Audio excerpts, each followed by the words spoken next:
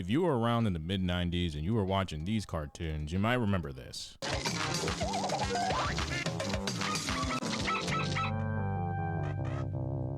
If not, I got you. Klasky Csupo Incorporated, the small yet mighty 500-employee animation studio ran by Arlene Klasky and Gabor Csupo. We'll go over the rise, the fall, and the revival of this animation studio and the impact that it had on animation. Also, how after its revival isn't quite the same.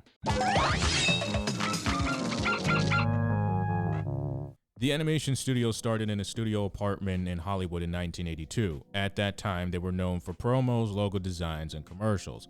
In 1987, the animation studio was commissioned by Gracie Films to do the Tracy Ullman Show. Shh. Yep, that same Gracie Films. Because it was a hit, Klasky Csupo was then commissioned to do a few seasons of The Simpsons with Matt Groening. Yep. They did. At that time, The Simpsons was a short. However, due to popularity, was picked up and commissioned to do 3 seasons by Fox. Because Gracie Films and Klasky Csupo were a shared studio, they won both the Primetime Emmy Award for Outstanding Animated Programs. Fun fact, animator Georgi Kovacs-Plus was responsible for The Simpsons characters to be colored yellow and was also responsible for the episode Error in Homer's Odyssey.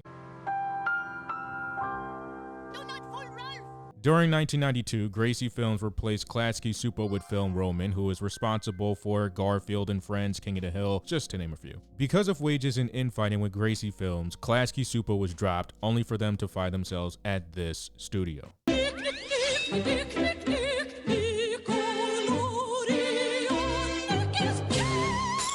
Nickelodeon at that time in the 90s only had 2 out-of-house animators, Jumbo Pictures with Doug, created by Jim Jenkins, and Klasky Csupo with Rugrats. The first ever Nicktoon on Nickelodeon was Doug, but that's another video. The Rugrats was pitched in 1991 before Klasky Csupo was dropped by Gracie Films. Nickelodeon was looking for people to be in budget and create cartoons dedicated to the network as original cartoons known as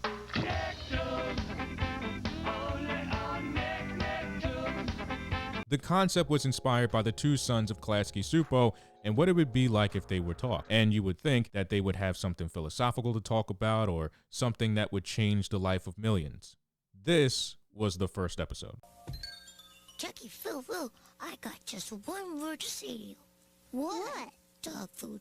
Dog food. Dog food. Let it be known it survived 6 seasons. With the release next to Doug on August 11th, 1991, Rugrats showed a huge success rate and became the longest running Nicktoon on the network, second to The Sponge in 1999. While not only creating more original work like Ah Real Monsters, which was promoted as a crossover on Rugrats, but had the first ever animated movie that grossed more than a Disney film at that time. In 1998, the Wild Thornberrys took to the Nicktoons roster about a safari family and a girl named Eliza Thornberry, who has been gifted to talk to animals and get the family out of perils in many countries, filming Nigel Thornberry's show. While Weird in Nature became the second longest Nicktoon to compete with Rugrats for slots, along with The Sponge. Demand to be challenged, to be offended, to be treated like thinking, reasoning adults, and raise your children to be the same. After the success of Rugrats, Klasky Csupo would work with the USA Network on Duckman with Everett Peck. Duckman, before it was a show, was a comic book for Dark Horse Comics.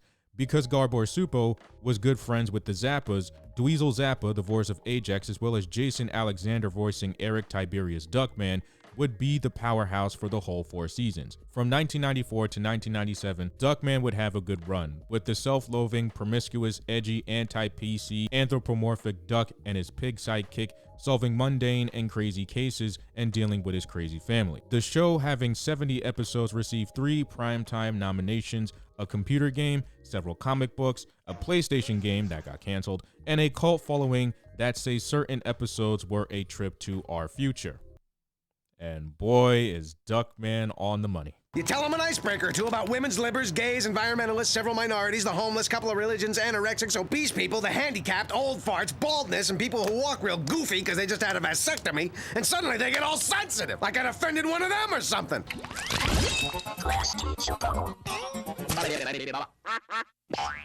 The 2000s would be a time where Klasky Csupo would see a downturn in its animation.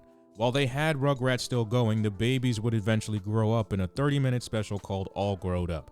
This was the 90s kids' depressing national anthem who grew up with the Rugrats. While the Rugrats had the babies grow up, Rocket Power and As Told by Ginger were released. While Rocket Power was meant to be cool and extreme, As Told by Ginger was a show meant to relate to the teenagers. A different approach from the Rugrats, but critics raved that As Told by Ginger had a great story arc and characters that not only developed but changed through the season. After Rugrats' second movie and added new babies, ratings plummeted. This led to Nickelodeon eventually cutting ties with Klasky Csupo. Nick also complained that the animation style that they were using was getting tiresome and not selling, thus ending its 401k plan with the animation studio, leaving pilots, unaired episodes, and never before seen footage in a vault.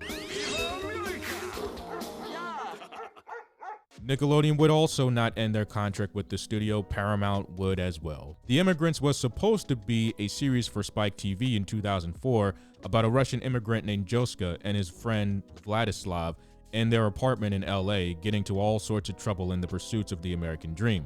But because it was a 5-episode series, it was compiled into a movie and released in 2009 in America after Viacom ended its contract with Klasky Csupo. It is the 5th feature-length film that Klasky Csupo has done within its career. I've been living up here on the internet for years while you guys have been clicking away and making me say Klasky Csupo literally millions of times. Klasky Csupo would make shorts and commercials for companies from time to time, as well as other works in the later years. Cartoons like Ali Mongo and robosplatt were made in the 2000s. And the reason why there's a robosplatt in the first place is because everybody likes to make compilation videos of the robosplatt. Don't get it. I really don't. While not the Rugrats were just side projects and nothing major. But in 2016 saw talks of making revivals of the Rugrats, which was talked about by Arlene at the San Diego Comic-Con. But as the streaming service Paramount Plus was making itself competition to its other streaming competitors, Rugrats was revived by Nickelodeon in 2018 and released in 2021. While the old Rugrats was computer animated, the new Rugrats is CGI, different from what its predecessor used to be. Klasky Csupo as an animation studio not only networked with many of the best shows, but made timeless classic. While some to the brand saw a short shelf life, they made characters for the modern day audience at that time. While not like The Sponge, Rugrats was wacky and moralistic. Our Real Monsters only had 4 seasons, but became a cult classic among certain viewers. The Wild Thornberrys was tied with Rugrats for 4 seasons and became the second longest Nicktoon. Rocket Power was alright. As Told by Ginger was a relatable classic to many teenagers who watched it, and DUCKMAN, well, we all know DUCKMAN, should have had a longer season. But not only that, Klasky Csupo was the first ever outside Disney animated studio to actually go up against Disney and beat Disney. How does that work? That is my hats off to Klasky Csupo. 90s kids grew up on Klasky Csupo cartoons. While SpongeBob was a meme, Rugrats was an adventure. The Wild Thornberrys was wacky but family-oriented. Our Real Monsters was short-lived but a staple for inspirations of many different monster-inspired cartoons. Rocket Power was meh, but when the Rugrats grew up, you knew you were growing older too. As Nickelodeon was changing lineups and animation styles and keeping the sponge, Klasky Csupo cartoons were the backbone of any 90s kids streaming list. But now the question on everybody's mind about Klasky Csupo is, well, what would they do next? And not only that, besides Rugrats, will any of the other shows see a revival? But I do have one thing to say. It's either you die a Klasky Csupo or you live long enough to see yourself become a United Plankton. Yeah, I went there.